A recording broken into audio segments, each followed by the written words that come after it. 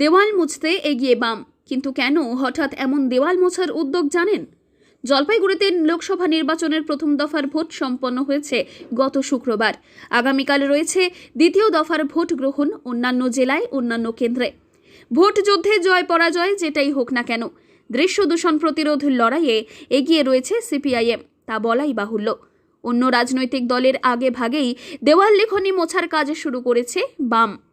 আমরা যতগুলো দেওয়াল লিখেছিলাম সমস্ত দেওয়াল আমরা সেগুলো মুছে ফেলছি, যাতে সাধারণ মানুষের বাড়ির দেওয়াল আমরা ব্যবহার করেছিলাম তাদের কাছ থেকে অনুমতি নিয়ে সাপেক্ষেই, সেই অনুমতি সাপেক্ষে তারা যেমন দেওয়ালটা দিয়েছিল আমাদের পার্টিকে ভালোবেসে হোক বা আমাদের সমর্থনে তারা দিয়েছিল, তাই আমাদেরও এটা দায়িত্বের মধ্যে পড়ে যে আমরাও যেহেতু নির্বাচন শেষ, প্রচার শেষ, দেওয়ালগুলো আমরা মুছে দিচ্ছি।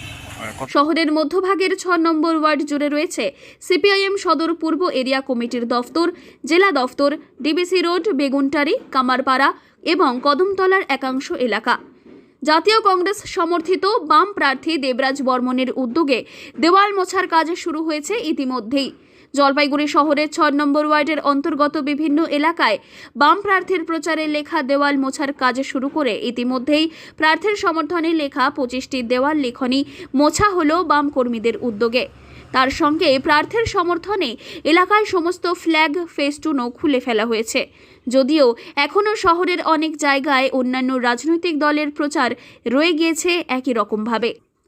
দৃশ্য দূষণ সম্পর্কে সচেতন থেকে ভোট শেষ হওয়া মাত্র এত দ্রুত দেওয়াল লেখনী মোছা, শহর পরিষ্কার পরিচ্ছন্ন রাখার এমন উদ্যোগে খুশি জলপাইগুড়ির সাধারণ মানুষ। এটা মোছা খুব তাড়াতাড়ি মুছে ফেলা উচিত, কারণ এগুলো দৃষ্টি দূষণ হচ্ছে আর কি, মানুষ দেখতেছে। অনেক জায়গায় দেখতেছে মোছা হয়ে গেছে, কিছু কিছু জায়গায় হয়নি আর কি। মুছে দিলে অবশ্যই ভালো হয়, পরিবেশটা তো অবশ্যই ভালো হবে। এটা পরিবেশ তো ওই যে বললাম দৃষ্টি দূষণ যে আর কি, মানে ঘুমের থেকে উঠে এটা দেখতে হচ্ছে, এগুলাই আর কি। শহরের নানা জায়গায় অন্যান্য রাজনৈতিক দলের প্রচার লেখনী, পতাকা, ফেস্টুন যেভাবে ছড়িয়ে রয়েছে তা আসলেই দৃশ্য দূষণ ঘটায়। কিন্তু বাম সদস্যর এমন উদ্যোগকে প্রশংসা জানিয়েছে অনেকেই।